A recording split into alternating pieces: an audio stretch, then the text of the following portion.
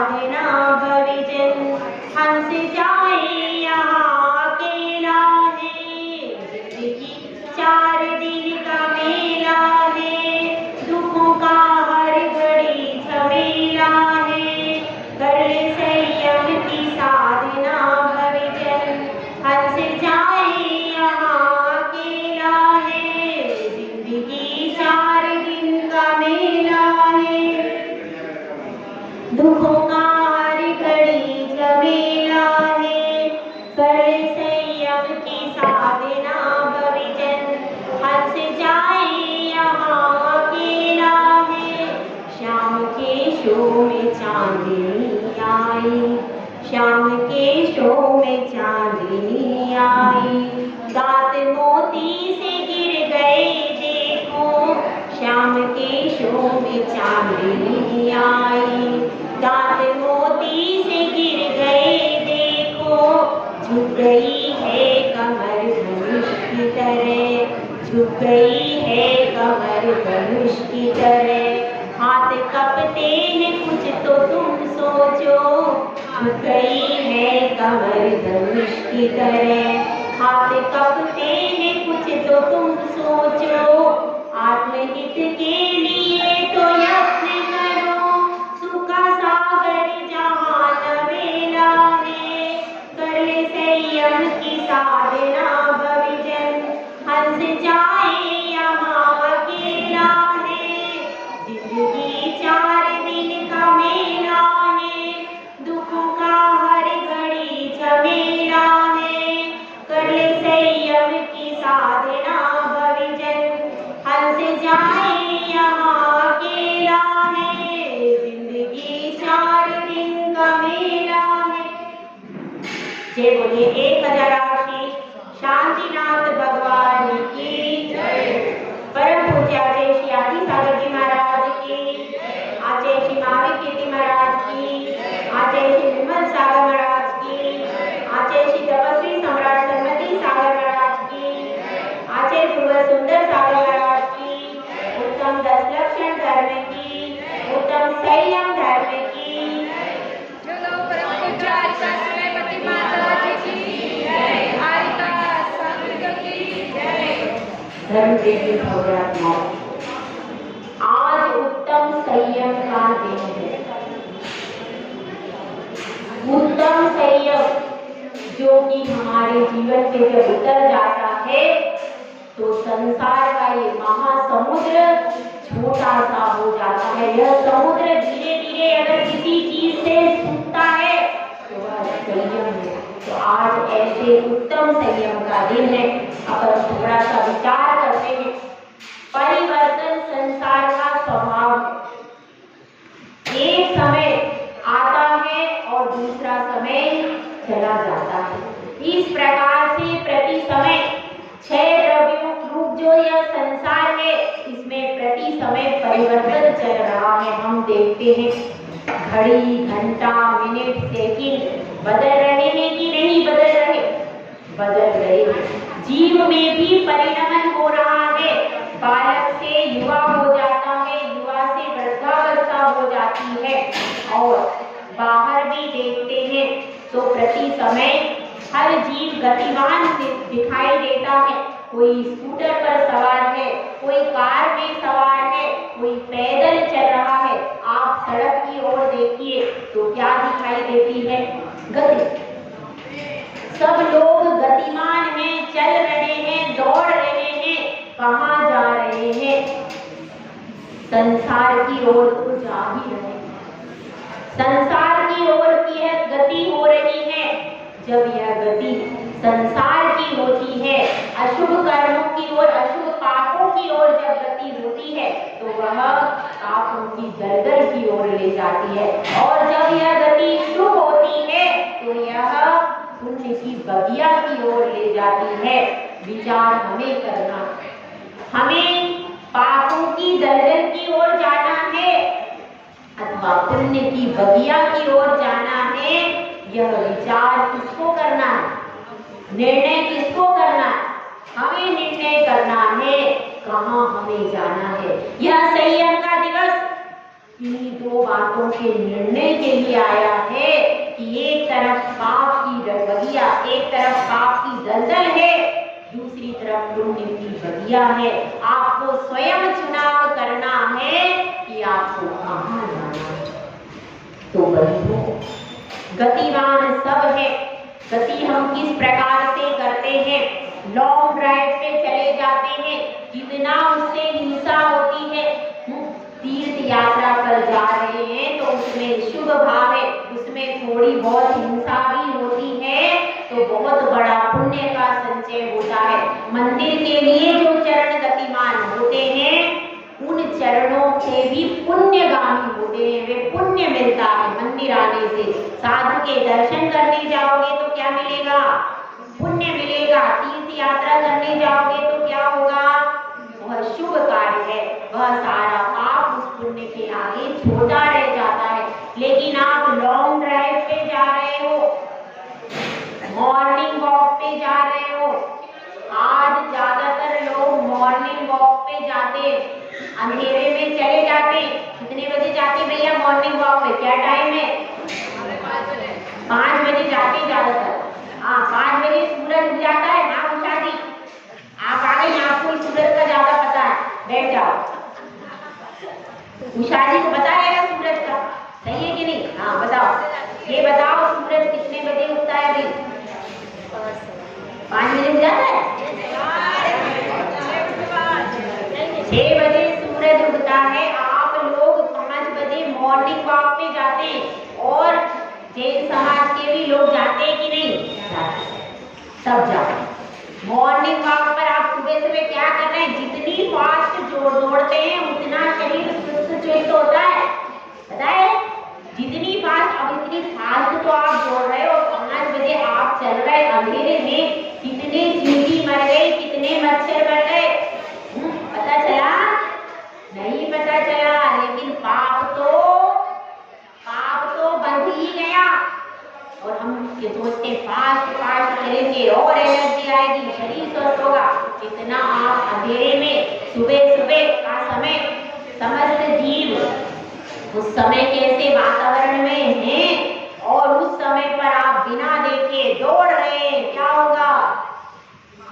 आपका बंद होता है भाई। अगर आपको चलना भी है, जाना भी है तो सूर्योदय के बाद गमन कीजिए। सूर्योदय के बाद चलिए। और सबसे अच्छा है, मंदिर सबके थोड़े दूर होते। अरे आपको वॉक करना है तो मंदिर चलिए, मंदिर पैदल चले जाइए। लेकिन मंदिर तो हम बड़ी बड़ी कार लेके आएंगे, मंदिर तो कार से आएंगे। लेकिन सुबह 5 से 6 बजे तक 3-4 किलोमीटर मॉर्निंग वॉक पर जाएंगे। इससे आप मंदिर की परिक्रमा लगा लो भैया, बढ़िया बड़ा मंदिर है तो कम से कम उस परिक्रमा में नमोकार मंत्र पढ़ो। और क्या पढ़ो? और परिक्रमा करते करते भगवान की जाप करो तो आपको शरीर भी स्वस्थ रहेगा और आपकी आत्मा भी स्वस्थ रहेगी। दोनों काम हो सकते हैं कि नहीं? 108 परिक्रमा लगाओ। आप परिक्रमा लगाओगे, इससे आपका शरीर भी बैलेंस में आ जाएगा और आपकी जो जाप नहीं हो पा रही, जाप भी हो जाएगी, एक माला भी फिर जाएगी और पुण्य की बगिया भरी भरी हो जाएगी। तो मॉर्निंग वॉक पर नहीं जाना चाहिए। आपको आना है, जैसे ही सूर्योदय हो तुरंत फिर नमोकार मंत्र पढ़ते हुए, स्तुति को पढ़ते हुए पैदल नंगे पांव मंदिर आए।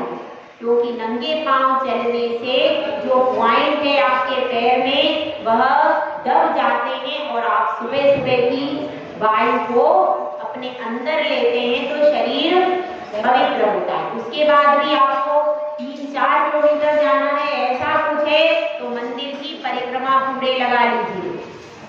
मंदिर की 108 परिक्रमा लगाएंगे, आपका वो वर्क भी हो जाएगा और पुण्य का बंध भी हो जाएगा। ऐसा कार्य कीजिए जिससे क्या है, क्या कहते हैं भाई, अपन जो सामान खरीदते हैं मार्केट में तो क्या चाहते हैं? एक के साथ में एक फ्री मिल जाए, चाहते हैं ना? जिसके साथ में फ्री सिस्टम हो वो सामान अपन खरीदना चाहते हैं। तो यहाँ पर देखिए आपको बहुत सारा देखिए आपका शरीर, आप परिक्रमा लगाओगे, आपका शरीर स्वस्थ, और क्या होगा, और आपकी जो पुण्य वर्गणाएं हैं वो भी बढ़ जाएंगी। मन आपका अशुभ में नहीं जाएगा, किसमें जाएगा, शुभ में जाएगा। और आपको पाप का बंध जो वहां पे मॉर्निंग वॉक से हो रहा था, वो पाप का बंध भी अब यहाँ पर नहीं होगा।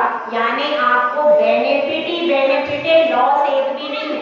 हम भैया व्यापारी हैं, आप लोग कौन हो, हम तो व्यापारी, हम व्यापारी हैं, हम शुभ क्रियाओं का ही व्यापार करने की कोशिश करते हैं, खोटी चीजों का व्यापार क्यों करें। कहते ना शुभ और अशुभ का ये व्यापार होता रहता है। आश्रव, मानस, वाणी और काया से आश्रव का द्वार खुला है। तो आश्रव का द्वार तो खुला है, लेकिन अब अपने पास चॉइस है कि अपन को पाप अंदर आने देना है कि पुण्य अंदर आने देना है।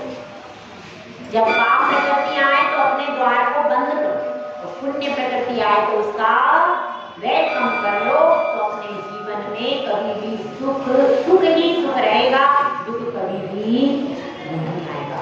देखिए अब अपन बात करते हैं, गति की बात हो रही थी और एक कोटेशन चला हुआ है, एक कोटेशन बहुत प्रचलित है। वो कोटेशन क्या है, जैसी गति वैसी मति। ठीक है, जैसी गति वैसी मति। दूसरा ऑप्शन और है, जैसी मति वैसी गति। अब मेरा आपसे प्रश्न, ठीक है, ऑप्शन देके वैसे करें। अब ये दो ऑप्शन आपको दिए गए, पहला ऑप्शन क्या है, जैसी गति वैसी मति। दूसरा ऑप्शन क्या है, जैसी मति वैसी गति। इन दोनों में से सही आंसर क्या है, दोनों सही है। अब ये महिलाएं क्या बताएंगी, दो ऑप्शन थे, इनकी तरफ से जवाब आया है दोनों ऑप्शन सही। आप बताओ दोनों में से कौन सा सही है, क्या बताया, जैसी मति वैसी गति। हाँ भाई, इधर की महिलाएं कुछ अलग बता रही है, क्या सही है, जैसी मति वैसी गति। और कोई दूसरा डिफरेंट आंसर देना चाहता है,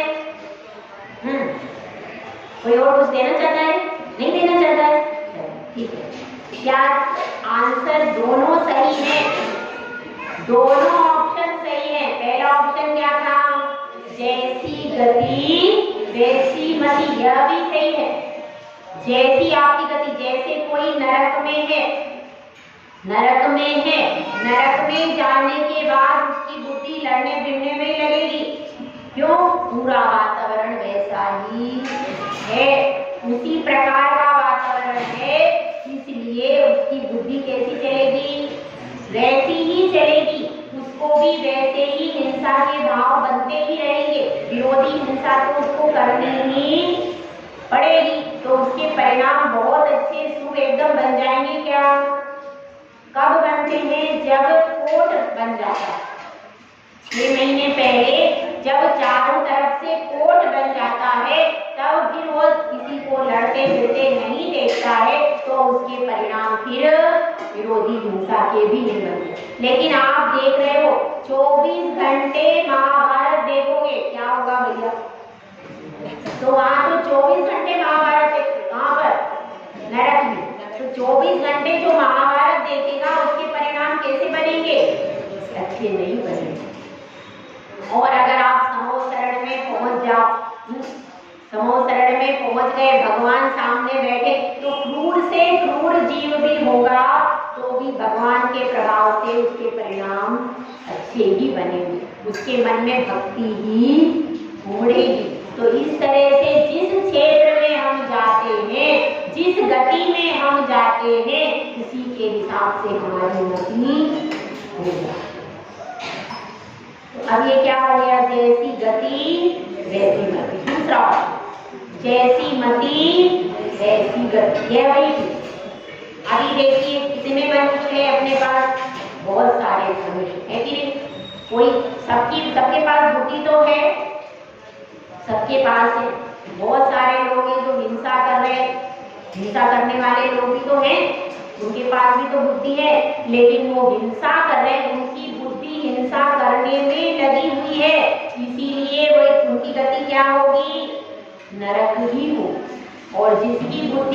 भक्ति में लगी है, धर्म में लगी है, उसकी गति कैसी होगी? उसकी गति या तो मनुष्य होगी या फिर देव होगी, है ना। अब जो महाव्रत को धारण किए उनकी बुद्धि किसमें लगी है? संयम के पालन करने में लगी। जिनकी बुद्धि 24 घंटे जो यही विचार करते हैं, मुझसे कोई ऐसी त्रुटि नहीं हो जाए कि मेरे संयम का हाथ लगे। जिनकी बुद्धि संयम में लगी हुई है, जिनकी बुद्धि व्रतों में लगी हुई है, शुभ ही शुभ में बुद्धि लगी है, तो उनकी गति अशुभ नहीं हो सकती। उनकी गति कैसी होगी? शुभ। इसीलिए कहते हैं दोनों बातें सही हैं, जैसी गति जैसी मति और जैसी मति जैसी गति। ठीक है, समझ में आया? देखिए, अब हमें यह विचार करना है गति और संयम का क्या संबंध। ठीक है, गति और संयम, गति तो सभी कर रहे हैं, ऐसा कोई व्यक्ति नहीं है जो गति नहीं कर रहा। संसार में सभी गतिमान है कि नहीं? केवल एक जीव है जो गतिमान नहीं है।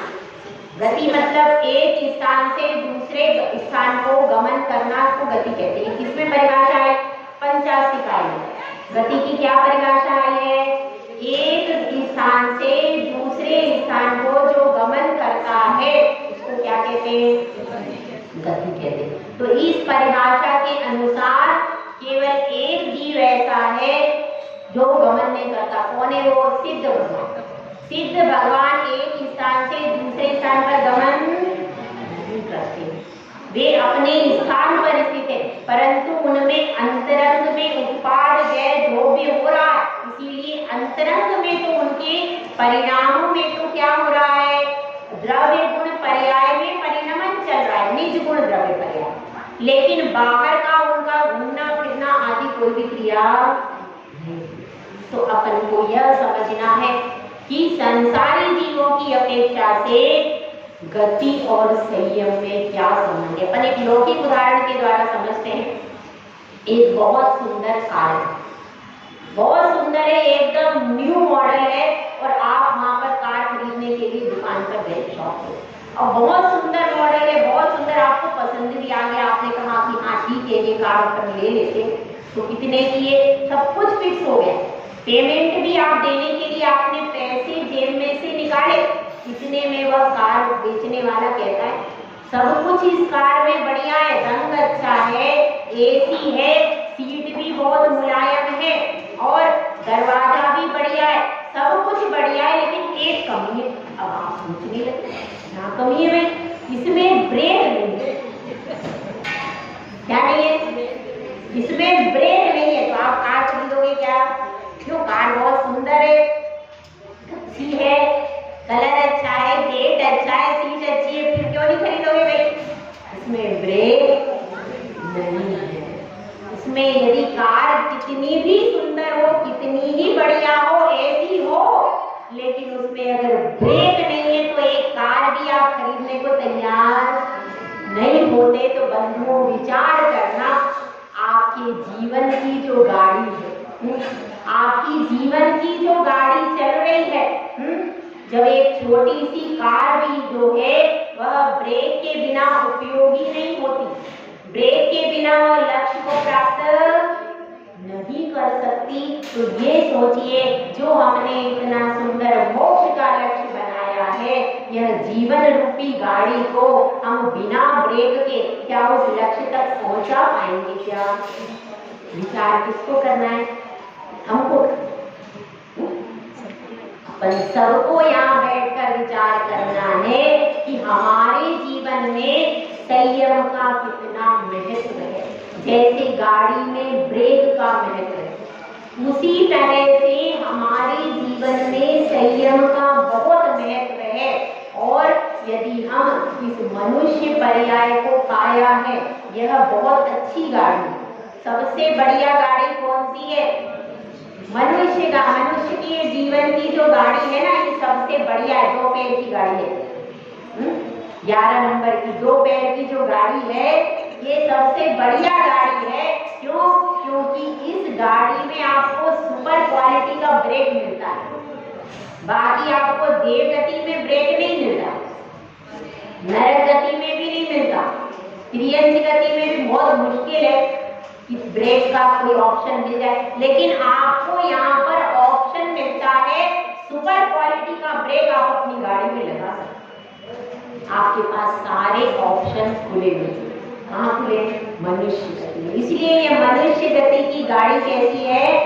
एकदम बढ़िया गाड़ी है, लेकिन अगर आपने बिना ब्रेक लगाए यह गाड़ी खत्म हो गई, इसका पेट्रोल फूक गया, गाड़ी के अंदर पंजर ढीले हो गए और आप ब्रेक नहीं लगा पाए, तो फिर क्या होगा? फिर आगे आपको ब्रेक लगाने का मौका मिले या ना मिले कोई जरूरी नहीं है। इसलिए बंधुओं, यह मनुष्य पर्याय केवल और केवल संयम को धारण करने के लिए ही मिली है। तो अपन पहले समझते हैं संयम किसे कहते हैं। संयम की परिभाषा को समझते हैं। इंद्रिय निरोधा संयम। क्या कहा? इंद्रियों का निरोध करना संयम कहलाता है। 5 इंद्रियां हैं, उन 5 इंद्रियों के विषयों को सीमित करना और उन इंद्रियों पर लगाम लगा देना, यह क्या कहलाता है? संयम। और भी परिभाषाएं आती है संयम की कि इंद्रिय, कषाय और योग, इतनी चीजें। पहली इंद्रिय, दूसरी कषाय और तीसरा योग। इन तीनों पर विजय प्राप्त करना, इन तीनों का संयमन करना, कंट्रोल करना, यह क्या है? संयम कहा। तो समझ में आया? मुख्य रूप से यह समझना कि कंट्रोल बहुत जरूरी है। यदि हम कंट्रोल नहीं करते हैं तो फिर क्या होता है? नदी में भी कंट्रोल किया जाता है, उसके जल को कंट्रोल करने के लिए क्या बनाया जाता है? बांध बनाए जाते हैं। नदी में क्या होता है कंट्रोल के लिए? बांध बनाए जाते हैं, उससे नदी का पानी एकदम नगर में प्रवेश नहीं करता है। और हमारे जीवन में भी मर्यादाएं बनाई जाती हैं। वह मर्यादा किसकी प्रतीक है? वह मर्यादा प्रतीक है संयम की। सबकी अपनी अपनी मर्यादाएं होती हैं, सीमा होती है। घर के लिए विवाह, अब विवाह के लिए क्यों बताया जाता है कि आप अपने विकारों को संयमित करो, इसलिए विवाह किया जाता है। संयमित किया जाता है, उन विकारों को केंद्रित किया जाता है। वह केंद्रीयकरण क्या है? विवाह। और विकारों का पूर्ण जय किया जाता है, उसको नष्ट किया जाता है, वह क्या है? ब्रह्मचर्य। तो इस तरह से अपन समझते हैं कि संयम क्या है और इस संयम को कौन धारण नहीं करते तो क्या परेशानियां आती हैं। ठीक है, 5 इंद्रियां हैं। कौन कौन सी है? पहली इंद्री का नाम क्या दिया? स्पर्शन इंद्री। स्पर्शन इंद्रिय में प्रसिद्ध हुआ है हाथी। हाथी है, हाथी अपने जंगल में है और उसको पकड़ना चाहते हैं शिकारी, तो वो क्या करते हैं? एक गड्ढा खोदते हैं, गड्ढा खोद देते हैं और बीच में गड्ढा खोद दिया, दूसरी साइड एक हथनी का स्टेचू वगैरह बना लेते और हथनी का चित्र लगा देते। किस साइड है? गड्ढे के बाहर दूर। अब हाथी देखता है कि यह तो हथनी खड़ी हुई है, हथनी के पास आने के लिए वह क्या करता है? पार करना चाहता है और गड्ढे पर एक कपड़ा आदि कुछ ऐसा ढक देते, तो वह हाथी समझता है यह तो धरती है। ऐसा समझकर जैसे ही वह उस पे पग रखता है तो पैर गड्ढे में चला जाता है, हाथी पूरा गड्ढे में गिर जाता है और उसको शिकारी पकड़ करके ले जाते। तो क्यों गिरा वो हाथी? स्पर्शन इंद्रिय के वशीभूत होकर, स्पर्शन इंद्रिय के वशीभूत होकर वह हाथी गड्ढे में गिर गया। यदि वो हथनी के पास नहीं आना चाहता तो गिरता क्या? इसलिए स्पर्शन इंद्री के वशीभूत कौन होता है? हाथी होता है। दूसरी इंद्री कौन सी है? रसना इंद्री। रसना इंद्री के वशीभूत कौन होता है? भंवरा और मछली दोनों आते हैं इसमें। मछली भी रसना इंद्री के वशीभूत होती है, उसमें जाल में फंस जाती है, और भंवरा भी रसना इंद्री के वशीभूत होकर के कमल में बंद हो जाता है। सोचता है मैं सुबह होगी और मैं कमल से बाहर निकल जाऊंगा जब कमल खुलेगा, लेकिन रात्रि का अवसान होता है। एक हाथी आता है, कमल को उखाड़ता है और सीधा ही आ जाता है भंवरा, उसमें ही प्राणों का अंत कर बैठता है। इसी तरह से हम भी सोचते हैं, क्या अभी तो हम जवान हैं, अभी थोड़ी संयम धारण करना है, कब करेंगे? 80 साल में। कब करोगी भाई? जब हाथ पैर ऐसे ऐसे होने लगेंगे, हैं, आंखों से थोड़ा थोड़ा दिखना कम हो जाएगा, तब हम क्या करेंगे? संयम धारण करेंगे। ऐसा सोचते हैं तो बाद में बिल्कुल भी, बाद में क्या हो जाए कुछ पता है क्या? बाद का कोई भरोसा नहीं है। इसीलिए ये मत सोचना हम कल धारण करेंगे, कल धारण करेंगे, कल कल करते करते पूरा जीवन बीत जाता है और अंत समय में अस्पताल में सीधे ब्याह हो जाता है। इसलिए विचार करना है कि वो भंवरे की तरह कहीं हमारी विचारधारा तो नहीं चल रही। तो क्या हो गया? स्पर्शन रसना। तीसरी इंद्री कौन सी है? घ्राण इंद्री। घ्राण इंद्री के वशीभूत कौन होता है? घ्राण इंद्री के वशीभूत कौन होता है? सुगंध के पाने के लिए भ्रमर, भ्रमर जाता है सुगंध को पाने के लिए। वह फूल में अंदर सुगंध चाहता है, उस सुगंध के कारण ही वह फूल के पास आता है। आप देख लीजिए, अगर बहुत सुगंधित चंदन हो तो उसके पास भंवरा आ जाता है। जैसे ही सुगंधित, जितनी भी सुगंध होती है उसके पास में आप देखना भंवरे मंडराते हुए दिखाई देते हैं। वह कभी दुर्गंध पे नहीं गिर जाता। आपने देखा होगा, मक्खियां दुर्गंध पे भी आ जाएंगी, सुगंध पे भी आ जाएंगी, लेकिन भंवरा ऐसा है जो केवल सुगंध पे आता है। तो वह गंध का लोलुपी होता है कौन? भंवरा। और हम भी तो लोलुपी हो जाते, तरह तरह के सेंट लेकर आते। उस सेंट में, सेंट को बनाने के लिए, इत्र को बनाने के लिए जो शुद्ध बनते हैं, कन्नौज में बनता है शुद्ध इत्र।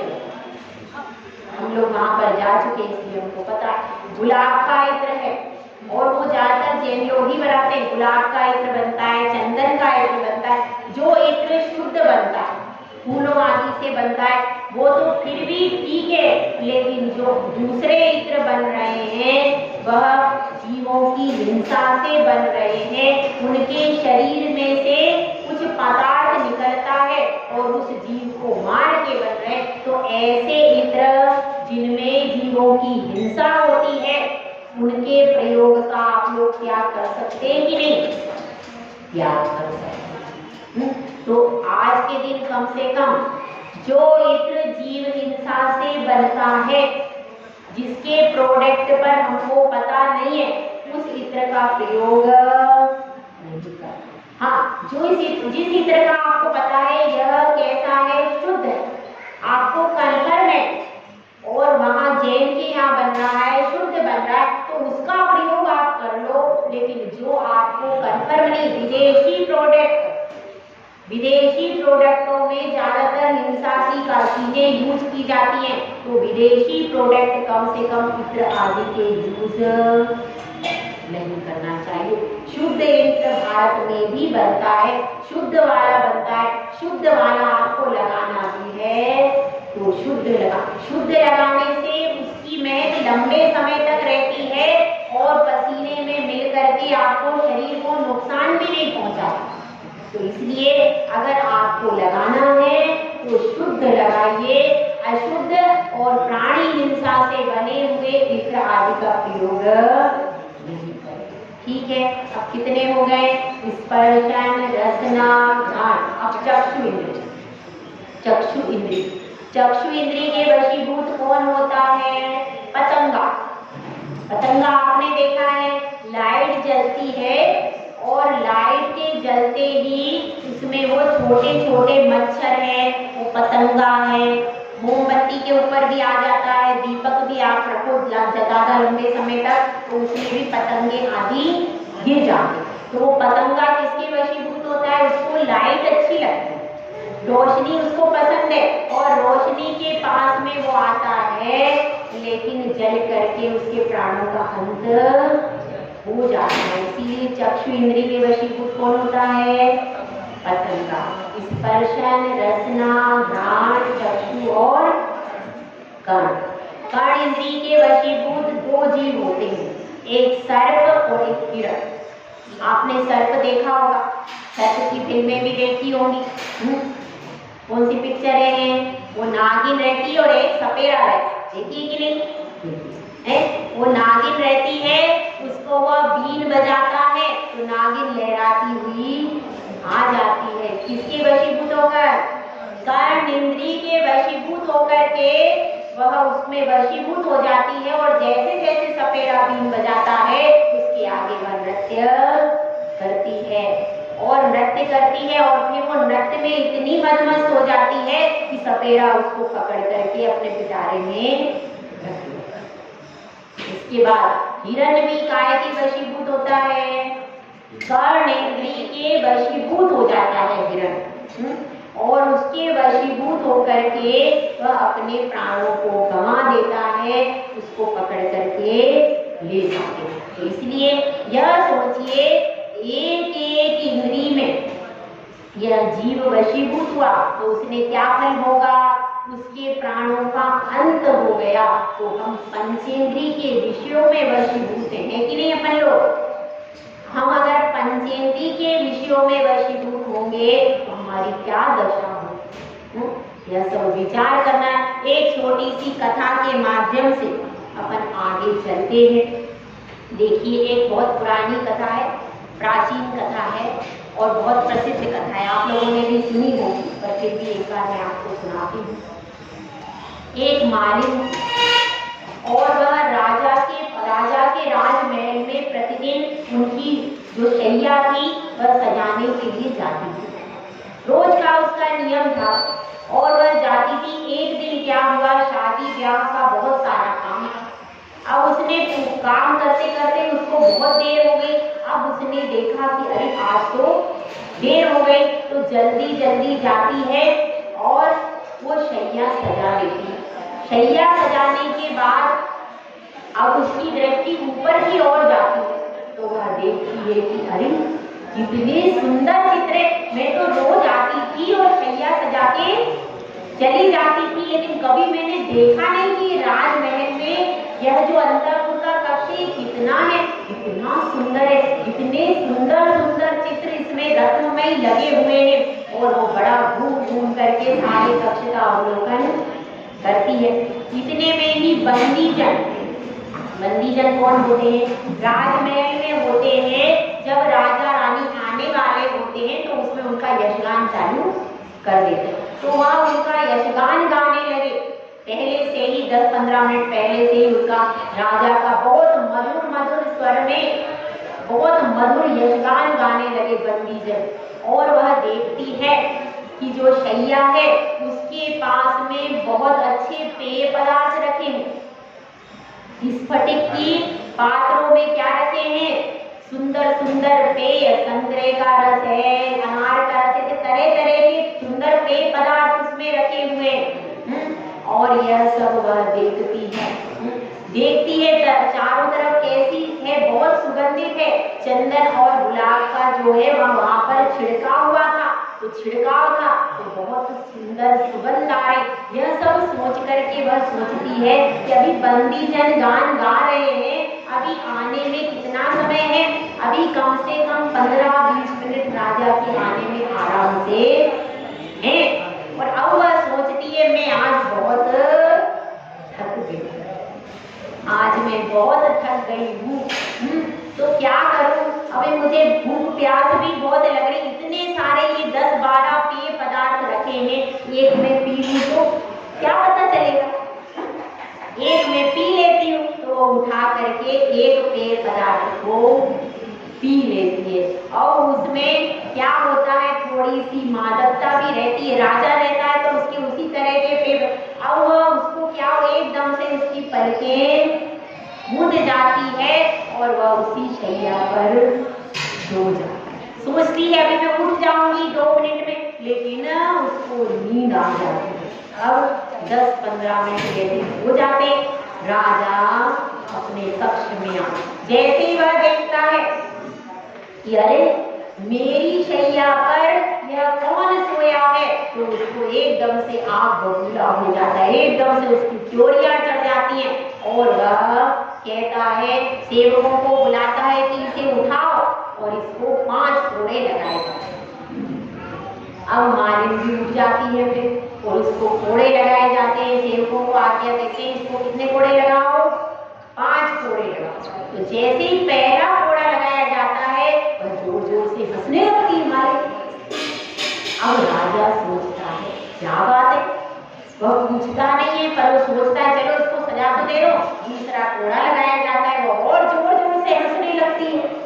तीसरा कोड़ा लगाया जाता है, फिर हंसती है, और जब 5वां कोड़ा लगाया जाता है तब भी वह हंसती है। अब राजा को बहुत परेशानी होने लगती है। भाई कोड़े लगने पे व्यक्ति को हंसना चाहिए कि रोना चाहिए? रोना चाहिए, पर ये हंस रही, इसमें क्या भेद? अब वह मालिन से पूछता है कि मालिन बताओ, तुम्हें में कोड़े लगाए जा रहे हैं और तुम हंसती जा रही हो, इस हंसने का क्या कारण है?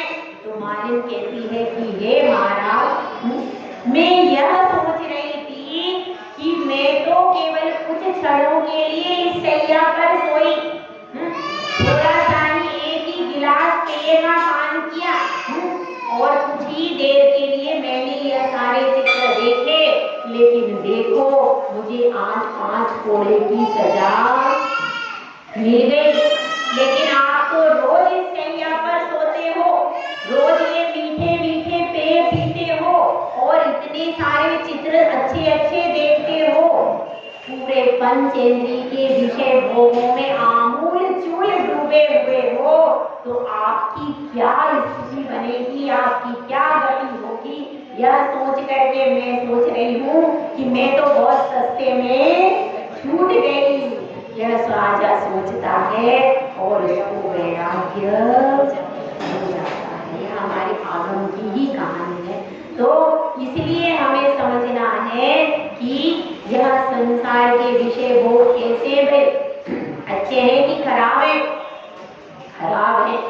देखिए त्रियंच भी ऋषियों का त्याग कर देता है, रात्रि भोजन का, रात्रि जल का भी त्याग कर देता है। इसमें एक सियार की कथा आती है।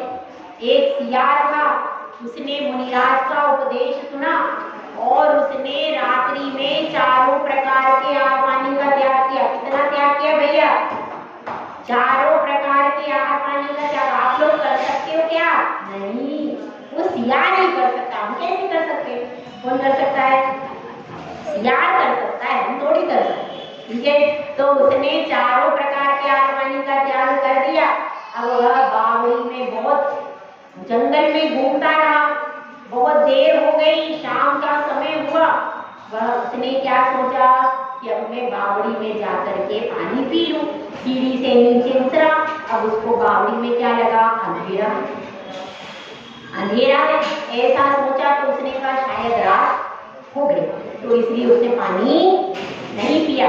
वापिस ऊपर चढ़ता है, देखता है अरे अभी तो उजाला है, अभी रात नहीं हुई। वापिस अंदर आया। इस तरह से करते करते वह भोला प्राणी का समझ नहीं पाया कि बावड़ी में अंधेरा है, रात हुई नहीं है, और इसी तरह से अंदर बाहर करते करते उसके प्राण निकल गए, लेकिन उसने पानी नहीं।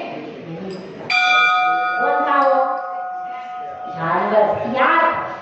हम होते तो पी लेते, लेकिन वह सियार था, उसने पानी नहीं पिया। तो उसके बाद वह कौन बना?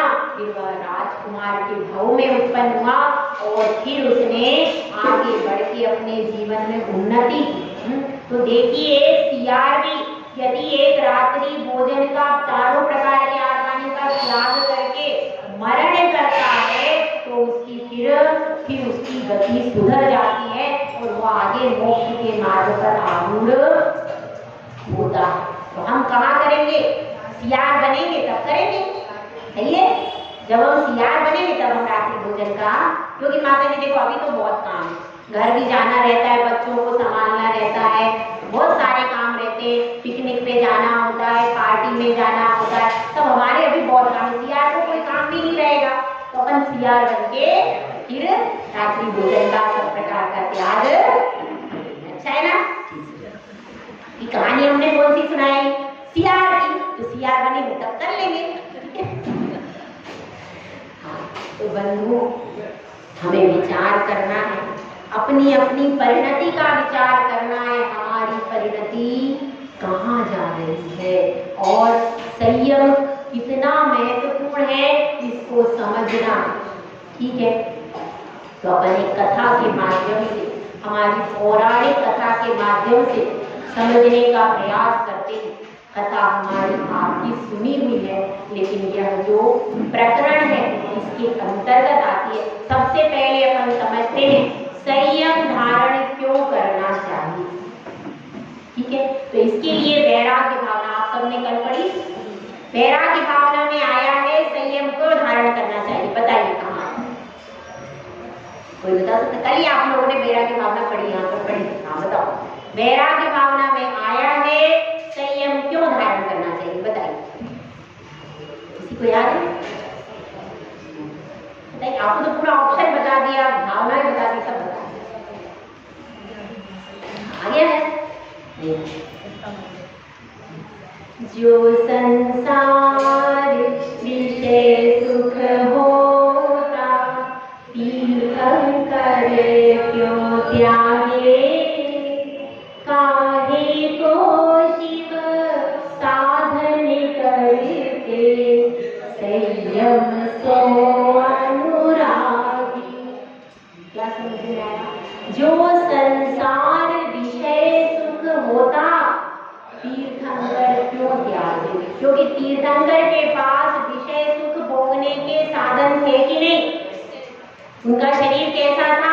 एकदम स्वस्थ, पूरे एक फूल कोटि भी रहे तो शरीर में एक छिद्र भी नहीं होगा, एक घाव भी नहीं होगा, ऐसा वर्ज वृषभ नारा सेनन सहित शरीर, अतुल बल, इतना बढ़िया शरीर, सर्वांग सुंदर और सर्वस्वस्थ, और उनकी आज्ञा में पूरा वर्ल्ड चलता है कि नहीं? सब चलते हैं उनकी आज्ञा। सोधर्म इंद्र भी हाथ जोड़ करके खड़ा था। तो उनको वैभव में कुछ कमी है क्या? विषय भोगों में कुछ कमी है क्या? कहाँ के भोग भोगते? यहाँ के नहीं भोगते, स्वर्ग से आते उनके लिए सारी सामग्री, तो कितने अच्छे दिव्य भोग भोगते हैं। तो उनको कुछ साधन में कमी थी। पंचेंद्रिय विषय सुख के सबसे बढ़िया साधन अगर किसी को मिलते हैं तो किसको? तीर्थंकर को। उस क्वालिटी का साधन कुछ नहीं। अपन तो भूसा खा रहे, ये तो सब इंजेक्शन वाली चीजें हैं, सब बिल्कुल बेकार है, ये शरीर में कैंसर उत्पन्न करने वाली चीजें हैं जो अपने को मिल रही। यह तो भूसा भी नहीं, उस समय का भूसा भी इससे ज्यादा स्वाद वाला होगा, ये तो कुछ भी नहीं। तो उनके पास उत्कृष्ट सामग्री थी, लेकिन उत्कृष्ट सामग्री के होते हुए भी उन्होंने क्या कर दिया? इसको छोड़ दिया और ये बता दिया कि यह इस संसार के विषयों में सुख कैसे पता चलता है? अगर सुख होता तो यह हमारे सामने शांतिनाथ चक्रवर्ती है, उनके पास 32,000 मुकुटबद्ध राजा सामने हाथ जोड़ करके खड़े। और क्या है? संपत्ति कितनी है? बहुत सारी संपत्ति है, लेकिन उसके बाद भी क्या हुआ? छोड़ा कि नहीं? क्या लेके गए साथ में दीक्षा के समय? एक आध कुछ ले जाते, दीक्षा के समय कुछ लेके जा सकते हैं, आप लेके चले जाना, थोड़ा सा धन रख लेना, थोड़ा सा चांदी, थोड़ा सा रखोगी, कुछ भी नहीं रखा, तीर्थंकर ने नहीं रखा कुछ भी। क्योंकि सबसे समझदार व्यक्ति अगर कोई दुनिया में तो तीर्थंकर है, वो कुछ भी नहीं लेके गए जब दीक्षा ली उनके पास कुछ कमी थी क्या? कोई प्रोजेक्ट नहीं, कोई कुछ भी नहीं लेके गए अपने साथ, बस जंगल में चले गए और वो लेके गए, पीछे मुड़ के नहीं देखा कि 96,000 कहाँ जा रही है, देख लेते एक बार, नहीं देखा, कुछ भी नहीं देखा उन्होंने, एक बार नजर उठा करके पीछे मुड़कर नहीं देखा। वही सही अर्थों में वैराग्य है, वही सही अर्थों में संयम है कि पीछे मुड़कर नहीं। तो अपन विचार करें कि हमारे जीवन में इतने बड़े बड़े महापुरुष हमको रास्ता दिखा रहे हैं, फिर भी हम भटक जाएं तो गलती किसकी है? हमारी स्वयं की। एक छोटी सी कथा के माध्यम से चलते हैं। बहुत सारे रत्नों का अंबार लगा और चोर सोचते हैं आज बहुत सुपर अवसर है, अपन जाते हैं और चुरा करके लेके आते हैं। चुराने के लिए चोर आ गए, द्वार से देख रहे हैं यह कौन है, यहाँ रत्नों का इतना सारा अंबार लगा है। तो एक चोर जाकर के ऐसे ही पूछता है, ऐसे ही वह चोर पूछता है कि हे माता, यह तुम क्या कर रही हो, यह अंबार किस लिए लगा रखा है? तो वह कहती है बेटा, यह सारा रत्न तुम्हें दे दूंगी, यह सारा तिजोरी का सारा सामान मैं देने को तैयार हूँ। वो चोर पूछता है कैसे दे दूंगी? तो वह कहता है मेरे बेटे को, मेरा जो पुत्र रतन है, मेरे लिए वही सब कुछ है, मैं उसे लेकर एक छोटी सी कुटिया में रह लूंगी, लेकिन मुझे ये धन संपत्ति भी नहीं चाहिए, केवल एक बार मेरे पुत्र को वापिस लौटा दो मेरी तरफ, उसको संसार की ओर लौटा दो। अगर तुम उसे वापिस मेरी तरफ लौटा दोगे, मेरे सारा रत्न, सारी तिजोरी तुम्हें सहर्ष दे दूंगी। चोर सोचता है अब तक हमने बहुत सारी डकैती की, कभी किसी का घात किया, कभी किसी का घात किया, कभी जबरदस्ती की, लोगों को रोते रोते छोड़ा है और उनके धनों का अपहरण किया है। जब यह खुद खुशी खुशी दे रही है तो फिर खुशी खुशी ले ले, आज क्या दिक्कत है? सिर्फ इसके बेटे को ही तो समझाना है, हम समझा दें। ऐसा सोच करके वह विद्युत चोर 500 साथियों के साथ में वहां पर जाता है जहां पर उनका बेटा बैठा हुआ है। 4 नववधू साथ में और उन नववधुओं के बीच में वह बेटा बैठा हुआ है। बेटे से नववधू कह रही है यह संसार बहुत अच्छा है, इसमें विषयों की सामग्री है, आपके पास इतना सुंदर शरीर है, रूप यौवन से आप संपन्न हैं, इन विषय भोगों को भोगिए, यही इस संसार में सुख है। तो वह कहता है इस संसार में सुख का लेश भी नहीं है, क्योंकि यह तो क्षणिक सुख है, आज इंद्रियों का सुख है, कल नहीं रहेगा। तो इस क्षणिक सुख के लिए मैं अपने शाश्वत सुख के साधन इस मनुष्य पर्याय को खोना नहीं चाहता। यह शाश्वत